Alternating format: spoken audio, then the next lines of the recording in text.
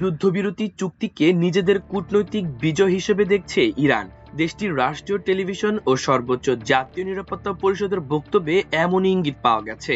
প্রতিবেদন অনুযায়ী ইরানের রাষ্ট্রীয় টেলিভিশন জানিয়েছে, মার্কিন প্রেসিডেন্ট ডোনাল্ড ট্রাম্প ইরানের 10 দফা দাবি মেনে নিয়েছেন। এ কারণেই এই চুক্তিকে ইরান বিজয় হিসেবে বিবেচনা করছে। আল জাজিরার প্রতিবেদনে এ তথ্য উঠে এসেছে।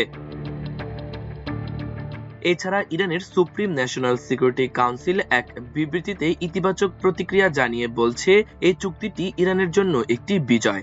জানা গেছে, প্রেসিডেন্ট ট্রাম্প আনুষ্ঠানিকভাবে যুদ্ধবিরতি ঘোষণা করার আগেই ইরানেতে সম্মতি দিয়েছিল। ফলে আলোচনার প্রতিক্রিয়ায় তেহরানের অবস্থানকে কৌশলগতভাবে গুরুত্বপূর্ণ হিসেবে দেখা হচ্ছে। ইরানের সুপ্রিম ন্যাশনাল সিকিউরিটি কাউন্সিলের দেওয়া তথ্য অনুযায়ী তাদের 10 দফা দাবির প্রথম দিকগুলো হলো, প্রথমটি হলো হরমুজ প্রণালীতে একচ্ছত্র নিয়ন্ত্রণ। ইরান তার সশস্ত্র বাহিনীর সঙ্গে সমন্বয় করে হরমুজ প্রণালী দিয়ে নিয়ন্ত্রিত যাতায়াতের প্রস্তাব দিয়েছে।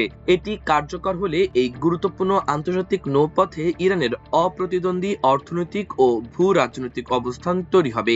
এছাড়া তারা একটি নিরাপদ ট্রানজিট প্রোটোকল তৈরির দাবি করেছে, যা এই প্রণালীতে ইরানের আধিপত্য নিশ্চিত করবে। দ্বিতীয়, মার্কিন সৈন্য প্রত্যাহারের শর্ত। পুরো মধ্যপ্রাচ্য অঞ্চল থেকে যুক্তরাষ্ট্রের সকল যুদ্ধকালীন ঘাঁটি এবং সেনা মোতায়েন কেন্দ্র থেকে মার্কিন সৈন্য সম্পূর্ণ প্রত্যাহারের দাবি জানিয়েছে তেহরান। এর পরের ধাপে আছে মিত্র শক্তি নিরাপত্তা বিষয়টি। ইরান স্পষ্ট করেছে যে তাদের মিত্র সশস্ত্র গোষ্ঠীগুলোর বিরুদ্ধে চলমান যুদ্ধের অবসান ঘটাতে হবে। এটি মূলত হিজবুল্লাহ, হামাস ও হুতিদের ওপর হামলা বন্ধের দাবি।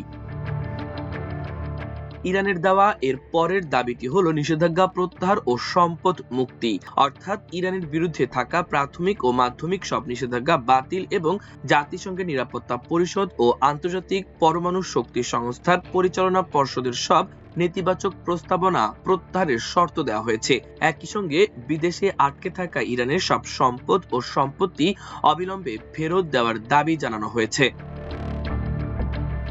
এর পরের ধাপে রয়েছে যুদ্ধের ক্ষতিপূরণ দাবি। বিগত বছরগুলোতে ইরানের ওপর চাপিয়ে দেওয়া বিভিন্ন সামরিক ও অর্থনৈতিক পরিস্থিতির কারণে সৃষ্ট ক্ষয়ক্ষতির পূর্ণাঙ্গ ক্ষতিপূরণ দাবি করা হয়েছে তেহরানের পক্ষ থেকে।